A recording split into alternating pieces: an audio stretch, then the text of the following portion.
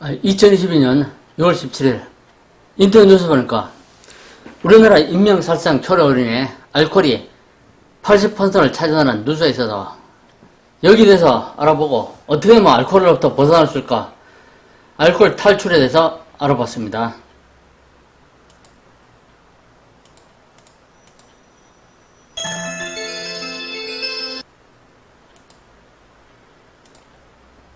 뉴스에 보니까 지난해 11월 6일 새벽 3시쯤 경기도의 한 오피스텔에서 여성 A씨가 남성 친구 B씨와 술자리 하다가 사소한 말다툼이 커지면서 여성 A씨가 주방에 있던 흉기를 던져 B씨가 사망한 사건이 있었다.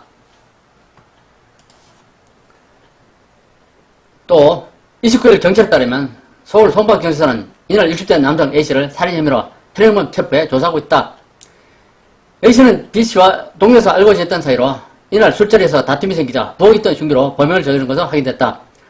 A씨는 B씨를 살해한 뒤 경찰에 직접 신고했지만 현장에서 경찰에서 현행범으로 체포됐다. 음주운전 검사 시 혈중 알코올 농도 기준을 알아봤는데 0.03% 근육이 이완되고 민첩한 반응, 능력이 떨어진, 요때는 면역경지 100일이다. 0.08%일 때는 주의력이 떨어짐, 면허 취소, 0.03% 이상은 면허정지 100일, 0.08% 이상은 면허 취소다. 0.1% 몸의 균형을 잡기 힘들어짐, 이것도 면허 취소고, 0.2% 혼란, 착란 상태, 0.3% 간신히 몸을 가누는 정도, 이건 무조건 구속이다. 0.4% 인사불성, 혼수 상태, 0.5% 사망.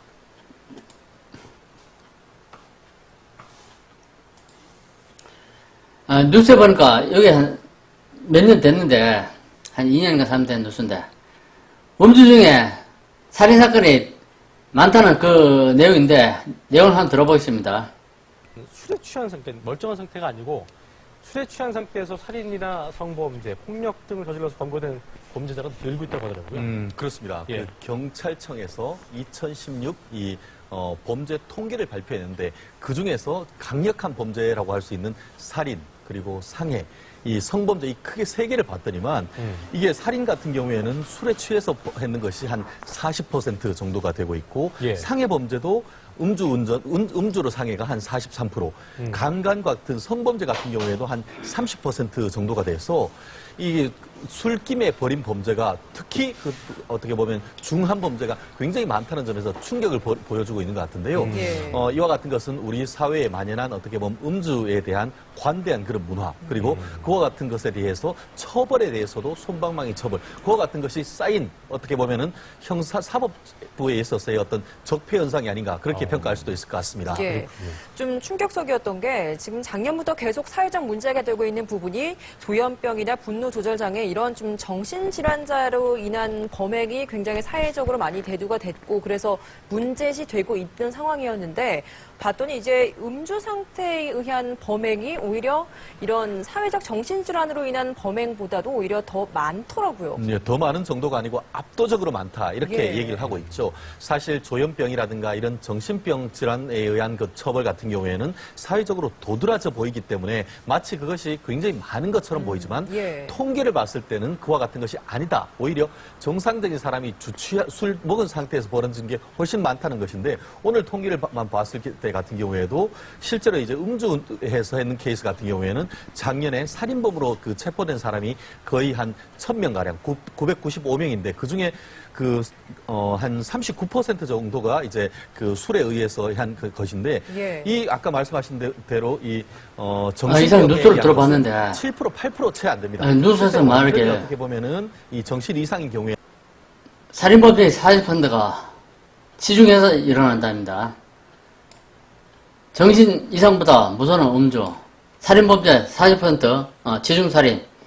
이것만 봐더라도 술 마시고 살인 사건을 벌이는 우리나라의 사건이 엄청 많다는 것을 의미할 수 있습니다. 이 뉴스가 2017년도 뉴스니까 지금 2020년도니까 건수도 많이 늘었지 않을까 그렇게 판단됩니다. 옛날에도 보면은 올해 말에 삼봉 정도지는 사람이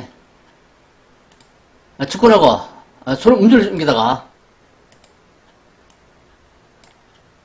자기 조카인 친족은 아니지만 태종 그러니까 이방원이란 조카한테 주문을 당합니다. 음주를 죽였기 때문에 몸이 무거워서 도망갈 수도 없고 하여튼 치중에 살인을 당합니다. 그리고 또 역사적으로 보면은 이징옥이라는 조선 초기 장군이 수양대원에 반기를 들고 반란을 일으켰는데 부하들하고 술자리를 벌였는데 부하들이 배신에 의해서 기세를 받아 이징옥 장군도 술자리에서 목숨을 잃습니다. 그러니까 지중에서 살인하는 게 역사적으로 많이 관련되어 있다. 지중에서 살인하는 원인은 술에 취하면 몸이 평소처럼 마비가 되어 잘 움직이지 못하고 판단력도 늘어지고 그리고 또 흥분이 되어 있는 상태이기 때문에 지중살인이 많이 일어나는 편입니다. 그리고 또 현대에 있어서 박정희 대통령도 집권하고 술을 마시다가 부하에게 총이 맞아 세상을 떠납니다.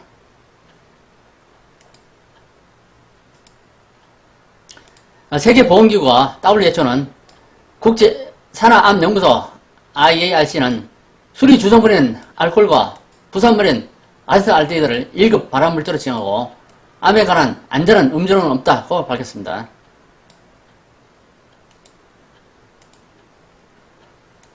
암연구소가 지정한 1급 발암물질 술이 일으키는 암은 구강암, 후두암, 인두암, 후두암, 식도암, 대정암, 또 췌정암, 폐암 등 다양하다.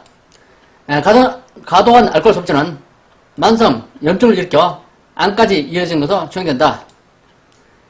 특히 알코올 대사산물인 아세트알데히드는 우리 몸에 독성을 일으키는 물질로 암세포 생성을 유발한다고 말했다. 그 다음에 술이 일으키는 부작용으로서 술을 과하게 마시면 몸에 일어나는 증상 6가지 있는데 불면증, 술을 마시면은 밤에 잠을 잘 못 잔다. 많은 사람들이 밤에 잠을 잘 자려고 술을 마신다고 하지만 사실은 그 반대로 볼 수 있다. 식은땀, 식사 혹은 수면 중 식은땀이 온몸에 나게 된다. 또 손이 떨린다. 진전이 하는데 술을 많이 마신 사람들은 특징 하나가 젓가락질, 술잔을 잡을 때 손이 떨린다. 이건 알코올 중세 아닐까 싶다. 금단경이 심해지면 턱, 전신이 떨리는 경우도 있다. 초조하고 불안한 느낌이 들고 간질 증세가 나타날 수도 있다. 계속해서 술 중독, 금단, 중단 일까지 경시활동이 불가능하다. 술에 취했는데 어디 취입자리도 안 되고 술 먹고 근무하면 회사에서 징계받고 해고되기 딱 졸만하다. 대인관계 문제점. 술을 많이 마시는 분들이 경우 가족들과의 관계가 원만하지 못하고 힘들다. 그래서 알코올 끊어봅시다. 알코올을 안 마신다 해도 생활하는데 아무 지장 없다. 좋은 것보다도 나쁘게만 한 술을 어떻게 하면 끊을 수 있을까? 위키 나우의 자료를 참조했습니다. 그리고 1919년 대한민국 연간 알코올 소비량을 봤는데 OECD국에서 13번째랍니다. 국민 한 사람당 소주 연간 소비량이 62.5병입니다. 맥주는 148.7병이고 연간 소비량이 엄청나다는 것을 알 수 있습니다. 그리고 음주가 신체에 미치는 영향을 보면은 뇌에도 영향을 미치고 그 다음에 후두에는 후두암, 식도암, 유봉암, 또 췌장암, 급성 췌장염, 당뇨병, 대장암, 직장암, 또 위험뿐만 아니라 위험도 있겠고 간암, 심혈관계 질환, 인두암, 후암 등 알코올이 우리 몸에 미친 영향이 너무 많습니다.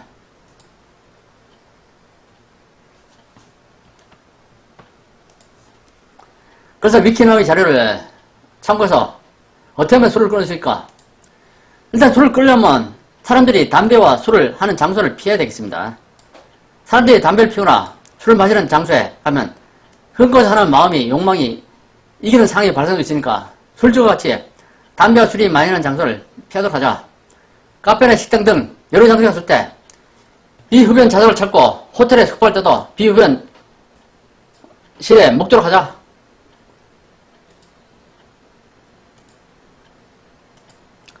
계속해서 주기적으로 담배, 술을 하는 친구들과 거리를 두자.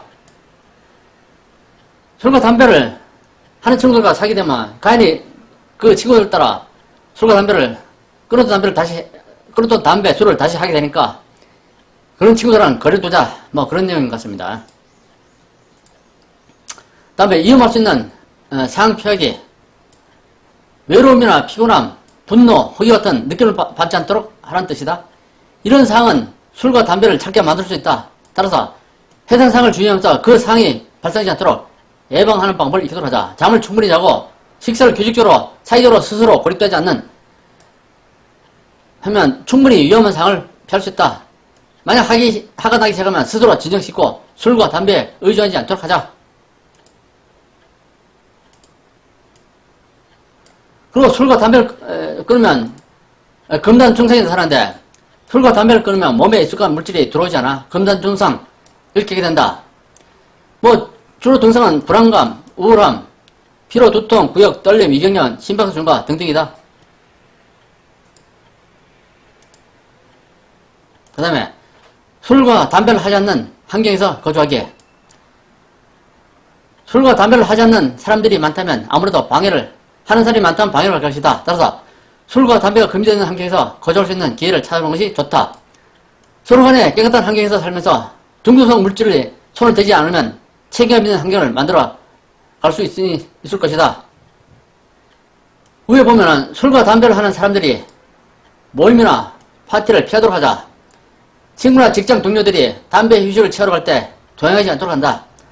담배와 술을 하지 않는 사람들과 비흡연, 비음주 지역에서 할 수 있는 활동 계획을 짜보도록 한다.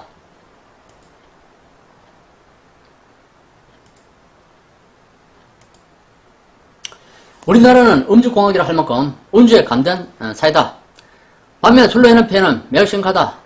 주시자의 강력범죄가 증가하고 알코올 중독자가 양산된다. 평안한 가정과 사회가 토지 박살 나기도 한다. 술 때문에 고통받는 개인과 가정, 나아가 사회 치유를 위해 국가의 음주 금주 정책이 전 세계에 요청된다. 안전한 사회, 밝은 사회를 위해서 술로 주는 위로부터 해방되기 위해서는 술을 끊고 안전한 사회를 만들자. 그것이 오늘 주된 내용입니다. 시청해주셔서 감사합니다. 오늘 준비한 내용은 여기까지입니다.